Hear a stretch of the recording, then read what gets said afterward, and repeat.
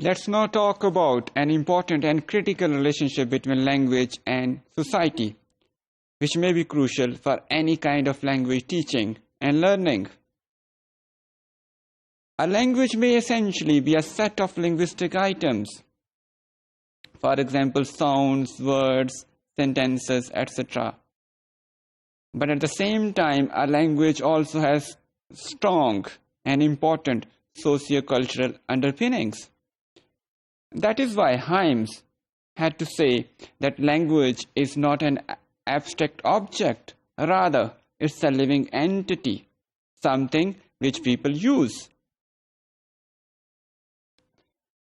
Social theorists in the contemporary world uses different tools to study various societies, their structures, and to see how people live within these societies.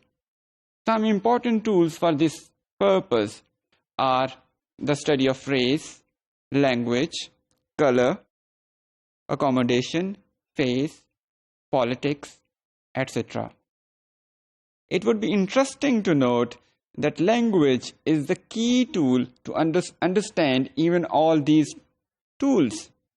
Therefore, language is so closely interlinked to society, the people who live in a society, and to the study of any society.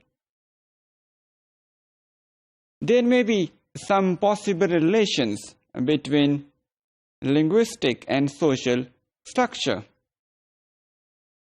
Various scholars have proposed various opinions in this regard. Let's have a quick look at them. Some believe that it's the social structure which influences or even determines linguistic structure or behavior. Is a society which shapes our linguistic choices?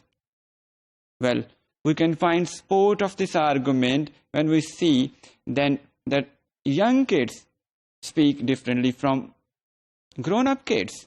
Similarly, grown-up kids speak differently from old people. So we see that we have an influence on our choices of speaking based on our social standing and other factors. The varieties of a language people speak do reflect on their ethnicity, their origin, or even on their gender. The particular ways of speaking people employ during their communication also comments about their origin and social standing. The second popular thought about the relationship between language and society is almost opposite to the first one. This is based on Whorfian hypothesis, which believes that it is the linguistic structure who determines or influences human thought. This hypothesis is based on two principles. They are named as linguistic determinism and linguistic relativity. Linguistic determinism believes that different languages imposes different worldviews or conception of realities on the people who uses them.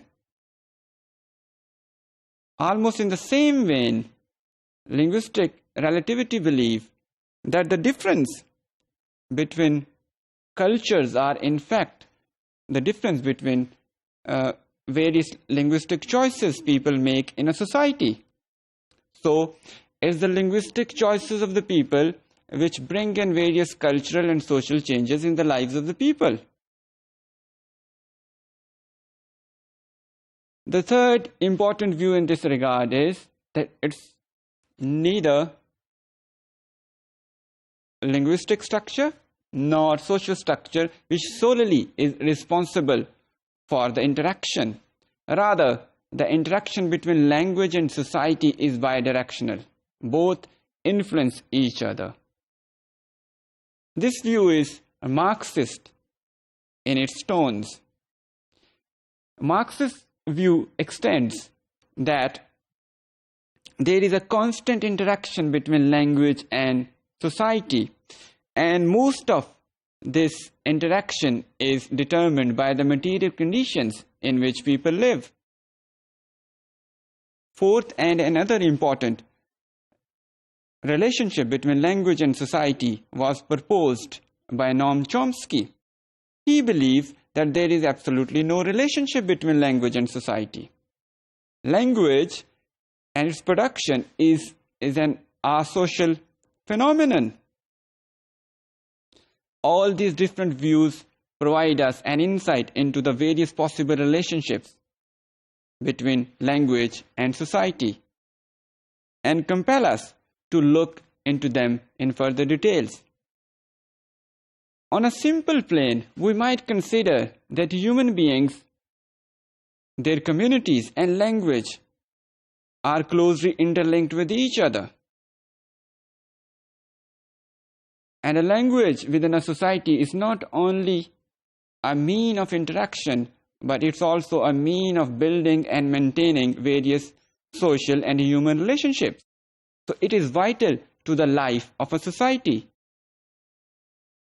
That is why Gampers and many other modern theorists believe that sociolinguistics, which is the study of the relationship of language and society, should work in detail to know the various aspects of linguistic choices humans make in a society and the effects of these choices on their overall social makeup.